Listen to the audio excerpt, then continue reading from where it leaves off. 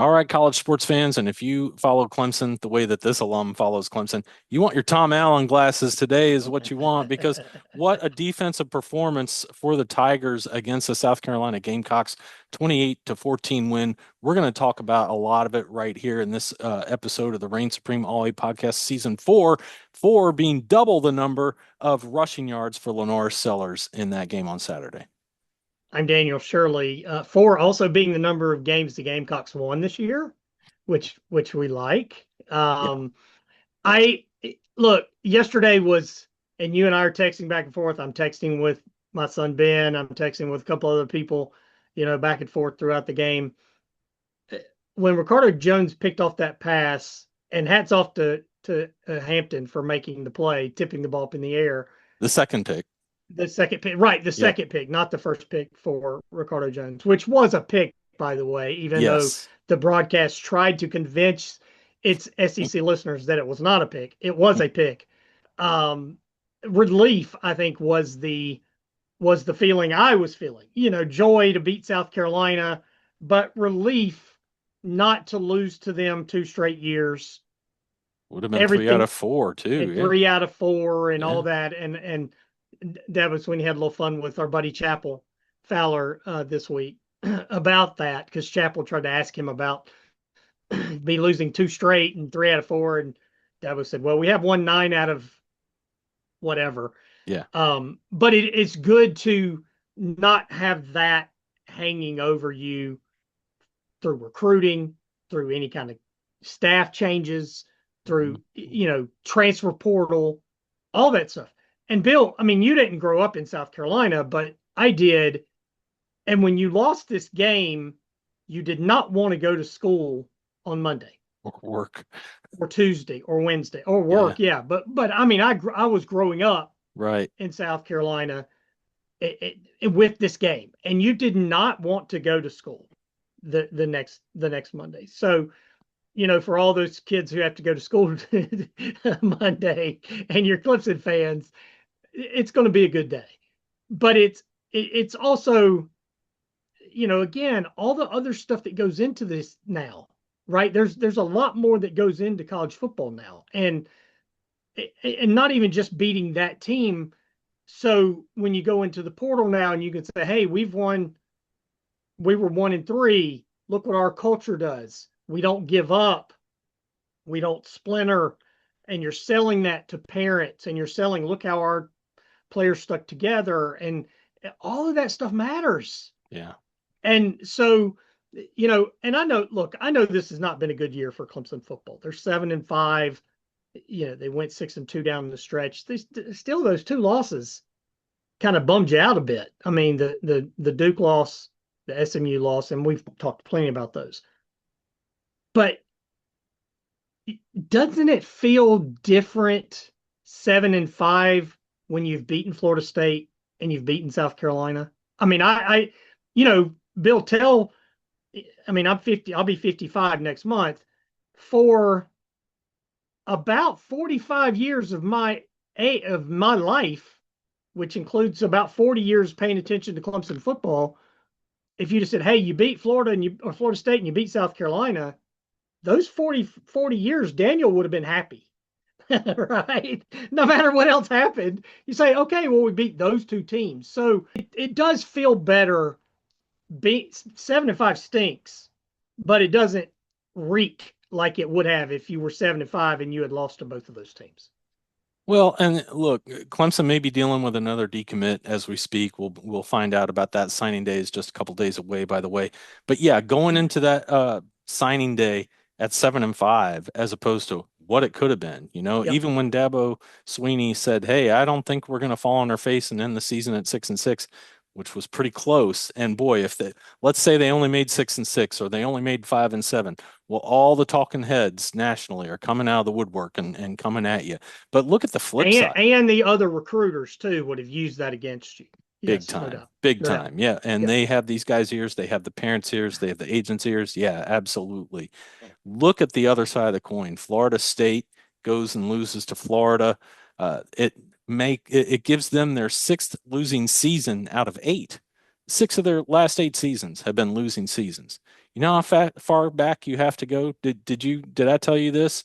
How far No, back you have to go? Take a guess how far back you have to go to get to six Clemson losing seasons, just off the top of your head. 6 seasons. Okay, so I mean, we have Clemson hasn't had a losing season since 2011, 2010, right? right? 2010, right? So that's one. The Tommy West year, Mhm. 3-8 is two. I mean, does 6-6 count as a losing season? No, The that's a year that 500 season, that's a 500 a season. I true mean, losing season. are we talking about in the early 70s? Hmm. Is that right? Yep, mid Oh, 70s, about 50 years. Basically, it's been 50 years since Clemson has had a total of six losing seasons. They've scattered them out that much. And here's Florida State. Some people like to think of them as a blue blood, and they've had six in the last eight. You know, come on, give me a break. I didn't do the math on South Carolina, how long you have to go back to get six losing seasons, or it Florida wouldn't for be that that matter. long. The Gators have fallen on hard times since they had a couple of natties under Urban Meyer and made Meyer look like a genius. But it's astounding to really look at it and think, my gosh, as bad as things feel right now, it's the result of being spoiled from that rise from 2010 to 2015, and then the six straight playoff appearances from the 2015 season through the 2019 season, right? Am I doing the math Yep. right? Somewhere in there. Things started dropping off, with 2020, but still, and the other thing I want to go and do the math on is, during those last four seasons with only one playoff appearance, and it took the 12-team playoff to make that appearance, still had about the eighth best record in the sport. Now let's look over this. Once we get through a bowl game with the Tigers and we see how that goes, can they still stay in that top 10 for a 5-year span of disappointment to Clemson, but still be that good and still be, basically in the top eight, top 10, top 12 programs? Where is that going to land? We'll find out, because when you start doing that math, and I remember looking at it last year, uh, the teams that you think are going to be ahead of Clemson, you look at a couple of bad seasons for some of those teams, and it's just not the case. So I love the point you make about this. This is a big feather in the cap, so to speak. It's not the feather you wanted. It's not the big, bald eagle quill, but it's a cool little feather to have in your cap to be able to say these things. Let's look a little bit at the game real quick. Be sure to subscribe at youtube.com/Clemson Kickoff. It's free. It's the best place to catch all our episodes, and it's the best place for you to comment with your reactions. We talked Yep. for almost an entire episode about how it was going to be Klubnik versus Sellers, or at least enough that we were able to title the episode about being Klubnik versus Sellers.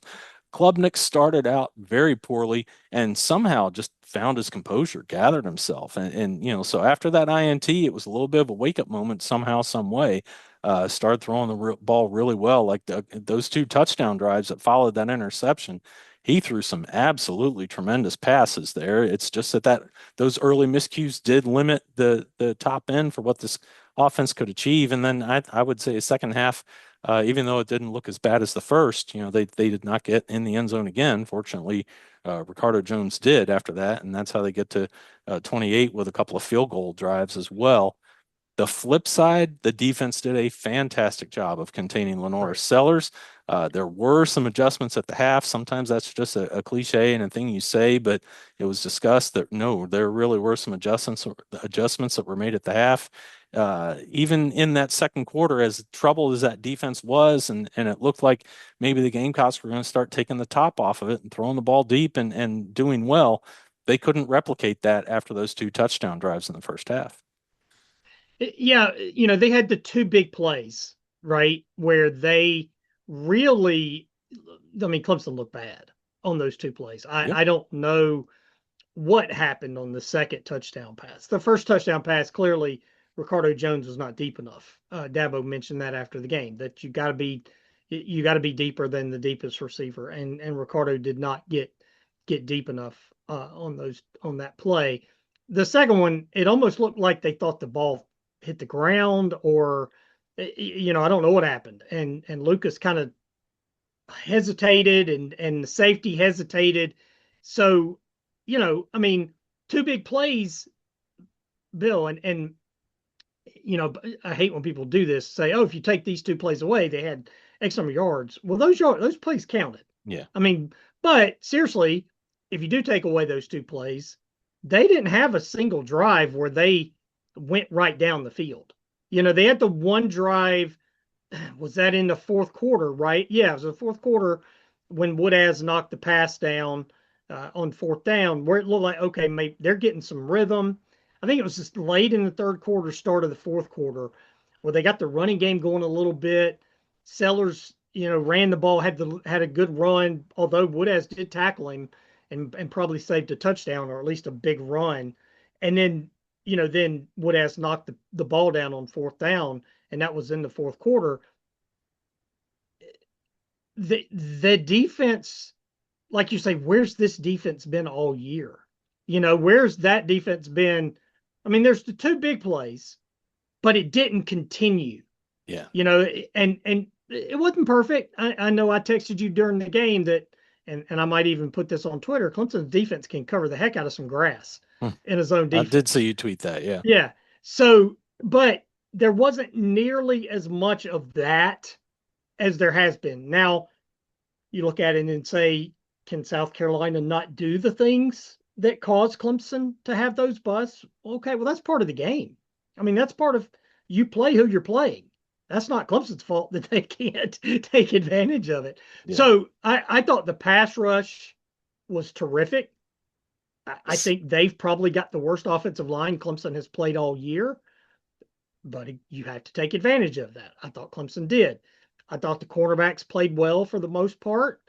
The linebackers probably played their best game all year on Saturday. I think so. It looked like a different team defensively. And if that's what you're going to get from the Tom Allen defense next year, as you bring in new talent and whatever, bring in new coaches, whatever, I don't know what's going to happen with any of that. I don't want to lose sight of some of that needs to still happen. Absolutely. I think there still need to be some changes on the coaching staff and all that. But you can see the vision of what a Tom Allen defense looks like. And it's pretty darn good. So, again, I like the defense. I love the Ricardo Jones, the 2 picks, and not just because he is from here in Middle Georgia where I live. Great play on the first one. I mean, just great play. Reading the play, getting over there, making the catch, holding on to the catch, no matter what the broadcast said. The second one is a little more, tip ball, tip drill kind of stuff that you have to make the play. But Ashton Hampton made the play, then Ricardo made the play. Yeah. And so now I think the offense slowed down a little bit in the second half. Cade was fine. The first pick, the missed touchdown to Antonio Williams, like, come on. Mm-hmm. You got to make that throw. Yep. There's nobody there. That's a touchdown. The second one, he just underthrew it. Right. I mean, it's clearly underthrown. Now, and I will say, if you go back and watch that play, when Adam Randall was running by the DB, he gets grabbed. So they didn't call the interference or the holding, which there should have been a flag. They didn't call it. Okay, that's fine. Those things happen in a game. But that was just a bad throw. The first one is like he panicked, oh my God, I got to rush. Right. I got to throw it now. He had more time in that. Right. Not much, but he had more time in that. Right. But, the fumble could have been terrible. That really, yeah. But he doesn't panic. He get the ball, go. He could have gotten the ball and panicked and done some things that Cade has done in his career, but he didn't. So I think it's a very positive win. Still some of the things that look, the 2 busts on defense, a couple of bad throws from Cade, they're not perfect. And I don't think either of us expect them to be perfect. We have gotten spoiled by the last decade of Clemson football. Even last year counts. But you'd want to see the resilience, and I think you saw that all season since the 1-3 start. I think you saw it Saturday when things started to kind of spiral a little bit, they didn't let it, A become B and B become C and C become D, and then boom, you're in trouble. So I think that's what I like. I know that 7-5 is not great. It's not what you strive for, but we did this podcast at 1-3. I would have never thought they would have finished 7-5. Never. And they did. And I think they've got to be at least commended for that. And I mean, how many times did we say this season, where's the leadership? Well, I think you did see the leadership the last 4 weeks of the regular season. So, again, I think changes still need to be made. Some things need to be tweaked, all that. But boy, 7-5 beating them and beating Florida State feels a lot better than it would have without those 2 wins. Yeah, and we'll see who they get in a bowl game matchup. I mean, that Yep.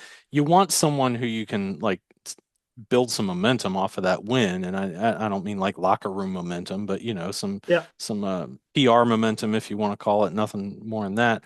Uh, Typically, when you slide down to a bowl game of this level, and you've been at the heights that Clemson has been at, it's kind of a nothing to gain situation. Like you're going to be playing against a school with a reputation. Well, Clemson ought to beat them, and then if Clemson loses, oh well, why couldn't they handle them? Look, Dabo's still having trouble. Blah blah blah. All the things we hear from.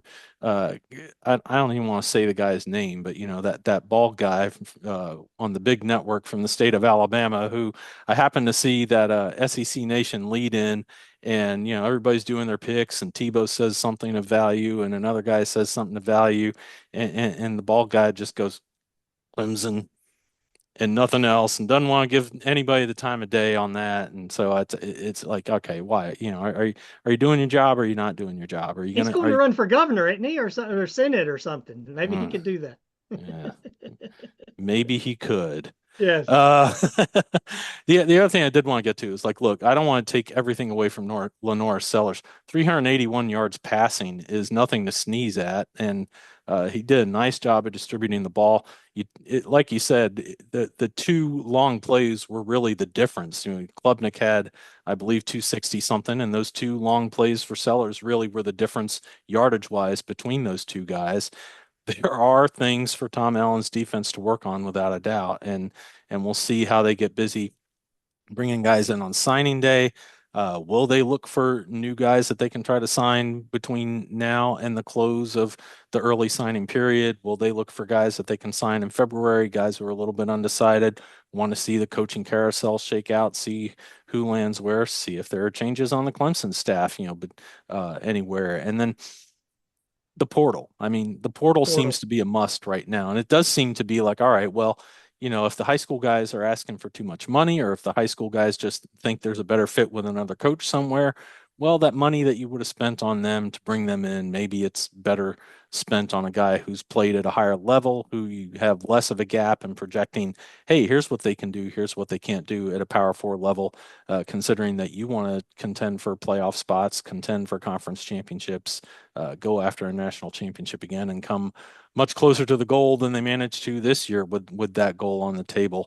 I do want to also talk about how important Adam Randall was, and not just the big plays, although certainly that mattered a lot. The way he managed to get Yep. in the end zone, and some of the big runs that he ripped off. His long of the day was 13, but 100 yards. And I don't think that Klubnik has the day he has if he doesn't find some surprising success running the ball. Gideon Davidson also had 24 yards rushing. I don't want to ignore that as well, because that guy is the future for Clemson without a doubt.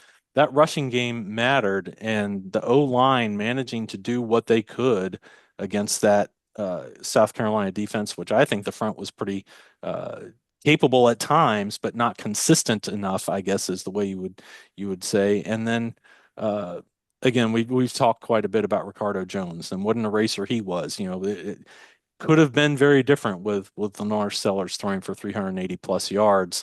But those two interceptions and some of the other big plays on defense, the sacks and everything, they really did make the difference in the game. Dabo found his erasers again, and they erased a lot of very average or mediocre play. So that's another thing that this team has to keep digging on and keep finding that mentality. Like you talked about, big picture, week to week, they didn't give up within this game, within the game 2 weeks ago, within a few others this year.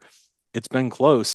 Connect with us on social media. That's at Clemson Kickoff. Whether you're on Twitter, Instagram, Blue Sky, or Facebook, you'll find us there. And look, there's been some close losses on this ledger, right? LSU was a close loss, and Duke was a close loss, and Georgia Tech was a close loss, and SMU was a close loss, right? So it didn't always go their way this year. And I think that's something that Clemson fans got a little bit used to. Just keep it close and pull it out in the end. And this team didn't do that, but it also didn't always fail at that. It did manage to get some close wins. And I would say that until the second pick by Ricardo Jones, this was a close game. It was a one-score game at that point.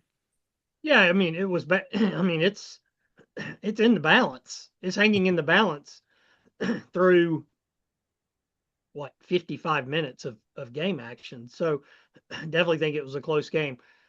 A couple of things.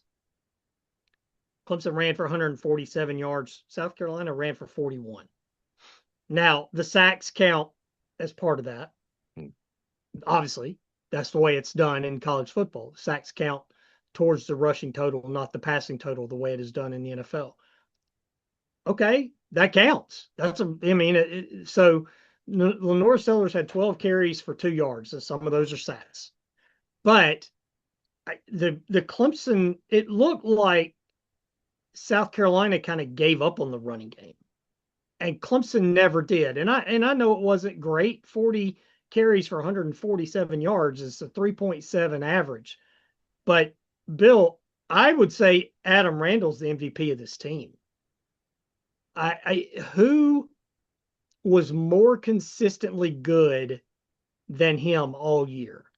Antonio Williams. It's either him or Antonio Williams. Where I know Randall had we had the fumble against LSU. Seems like, or well, no, Yeah. that was Troy, but I mean that they overcame that. Okay. But man, I wish he had another year to play tailback.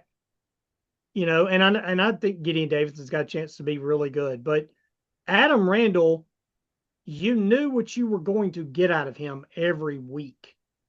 And man, that was a really kind of solidifying point for this team.